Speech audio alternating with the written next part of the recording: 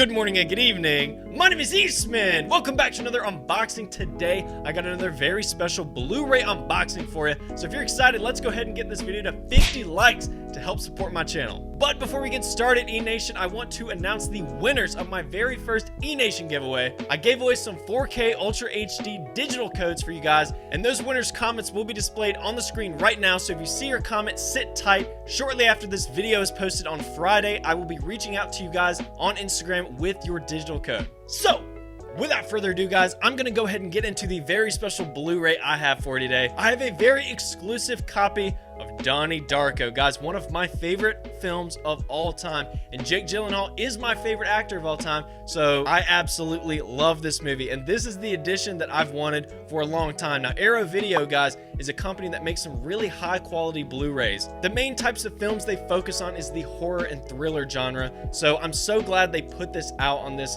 very special edition. Now, the cool thing about this copy, guys, is that it comes with both the theatrical cut and the director's cut of Donnie Darko in a brand new 4K restoration of this movie that was made in 2001. And it's crazy to think that that was 20 years ago this movie came out. I'm still getting used to the fact that it's 2021. It doesn't feel like it at all.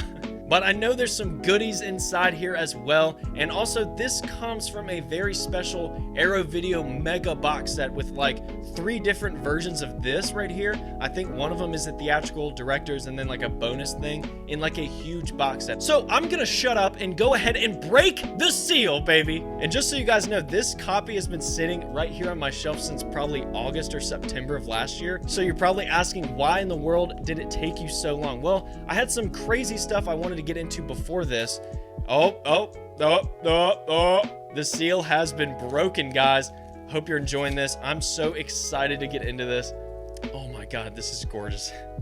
This is so beautiful. This is literally one of my favorite movies of all time. Back in October, I was doing a horror thriller marathon for myself. I was really curious about the director's cut and the theatrical cut of this movie, and which cut is really better. There's always been that argument in the world of cinema where the theatrical cut is nowhere near as good as the director's cut. And sometimes that's not always the case, but in this case, the director's cut is way better, in my opinion. When the original cut was released in theaters, it did not do well in the box office at all. So a couple years later, this film was re-released in theaters, but with the director's cut instead. It did better in the box office that time and with critics, but the audience didn't really like it as much because the director's cut seemed to have lost some of its ambiguity, which is what people loved about the theatrical cut.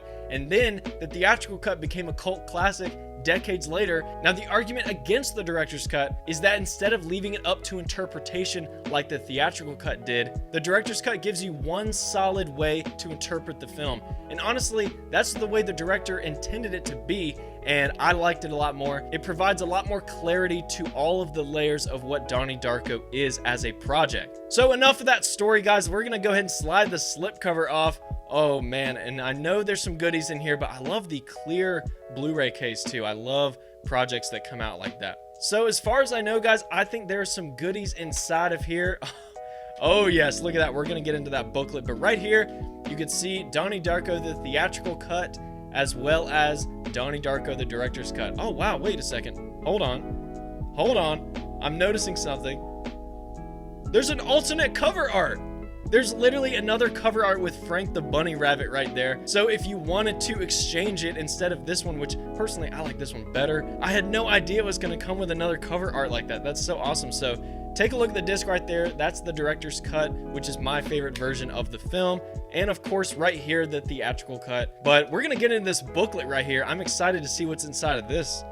Yeah, check that out. So it's the same exact thing as the back right there as well. So that's pretty awesome. Anyway, let's take a look at this booklet for the very first time. Donnie Darko, a Richard Kelly film with the cast right there and some credits. Okay, cool. The table of contents. Donnie Darko, Adolescence and the Lost Art of Remembering and Forgetting. Tells a little bit about what the movie means and all of that. And there's some photos right there of young Jake Gyllenhaal. God, I love him so much. I've been recently watching a bunch of his movies lately, and this one I'm gonna have to revisit again very soon. All right, so here's some text. I think this is the summary of the movie. And here it says, Richard Kelly is able to capture the emotional authenticity of youth by deviating constantly from anything resembling reality. The result is a pop culture damaging daydream, half fantasy, half nightmare, a movie equally informed by MTV and David Lynch, the weird, sad, and wonderful suburbia of Steven Spielberg, and the trippy mind of Philip K. Dick. Wow. That's kind of insane.